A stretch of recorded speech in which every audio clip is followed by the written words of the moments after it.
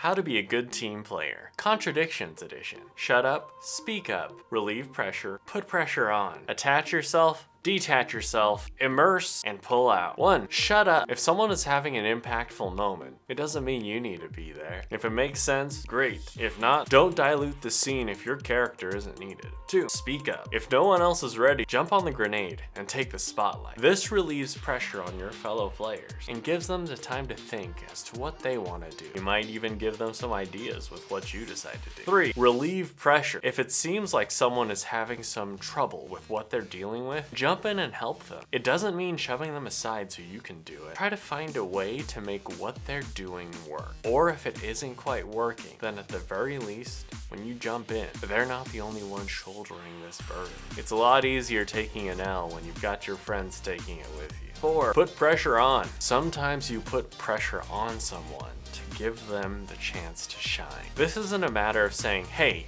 you be useful now. But if you see that someone has a strength or a quirk that they can't show off without it being obnoxious or heavy-handed, then find the way to put the spotlight on them. Ask them in character for help. Or ask them in character why they're doing something, so they get the privilege to talk about their quirk. Questions are pressure, and the right kinds of questions allow your teammates to shine. 5. Attach yourself. If someone adds a bit of information, make it matter for your character. Find a way to attach yourself to it, so it means something to you too, whether your character likes it or hates it, but feel something, because those feelings can push you to make a decision. 6. Detach yourself. Remember that you're playing a character. It's not you. So recognize that and allow yourself to make decisions that feel impactful and make sense for your character based on their personality and their flaws, and not your fear of looking stupid or making a mistake. If you're able to establish from the top how committed you are to playing your character, then you won't ever have to utter, "It's just what my character would do." Because we know. 7.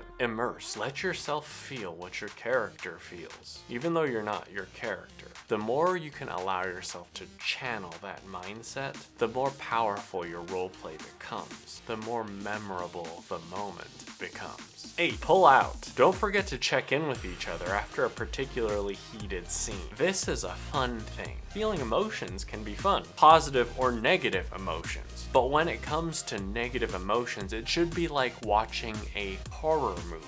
Something you know you're getting into, something you've consented to, and something you don't regret later. So communicate with each other to make sure that everyone is on the same page, and apologies can be made if lines are crossed.